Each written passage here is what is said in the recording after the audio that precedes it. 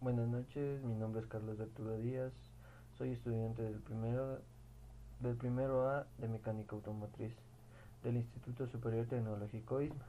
Yo les voy a hablar sobre la electricidad. La electricidad es el salto de electrones a través de átomos, los cuales son conducidos por cables o más conocidos como conductores. Tenemos diferentes tipos de circuito. Existen el circuito en serie, el paralelo y el mixto. El circuito en serie tiene focos que van en una misma dirección. Tienen solo una unión entre el positivo y el negativo. No existen ni desvío de cables ni nada por el estilo. El circuito en paralelo. El circuito en paralelo tiene focos con diferentes cables, como podemos ver en el dibujo de aquí. Tienen cada uno su propio voltaje. Y por cada separación llega a un voltaje diferente. Para eso tenemos un circuito, que el circuito es la secuencia que genera el funcionamiento, por los cuales contamos con un generador, un receptor, un fusible y un interruptor, y los conectores. O también podemos tener una batería, el interruptor, el receptor, el generador y el conductor y los conductores, y una resistencia o fusibles. Tenemos diferentes tipos tenemos diferentes tipos de circuitos, los cuales cuentan con la tensión. La tensión, también conocido como voltaje o diferencia de potencias. La diferencia de potencias es la fuerza con la que se impulsan los electrones. Su unidad de medida es el voltio y se puede medir con un circuito encendido y en paralelo, como podemos ver en el siguiente gráfico. El circuito en paralelo siempre siempre tiene que tener 12 voltios y nunca su cantidad va a bajar.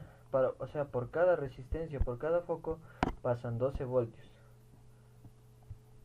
También tenemos la intensidad de corriente. La intensidad de corriente se mide en amperios.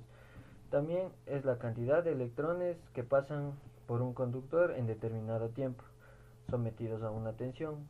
Como dije, su unidad de medida es el amperio, y para medir su unidad de medida, el circuito debe estar encendido y en serie, como podemos ver. Se mide en alguna parte de los conectores y se conecta de positivo a negativo, antes de los focos o de los consumidores que tengamos activados. La resistencia. La resistencia, también conocida como la oposición al flujo de electrones, su unidad de medida es el ohmio, la cual se puede medir con el circuito apagado y en paralelo, como podemos ver en el siguiente gráfico.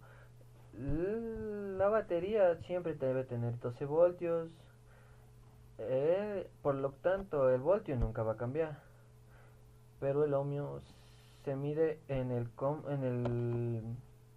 el conductor o en el recibidor de energía, los cuales se pone el positivo en el positivo y el negativo en el negativo, con un multímetro.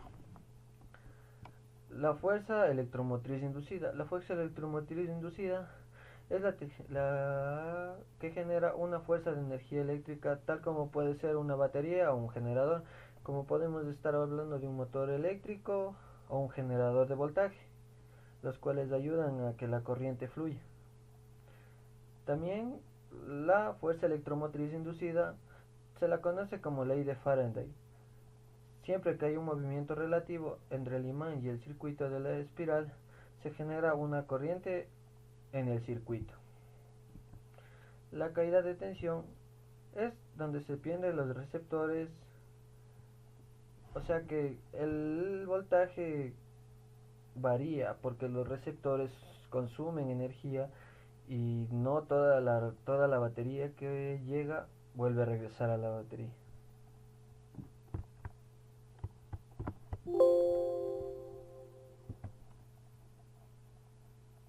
Gracias, esta fue mi presentación.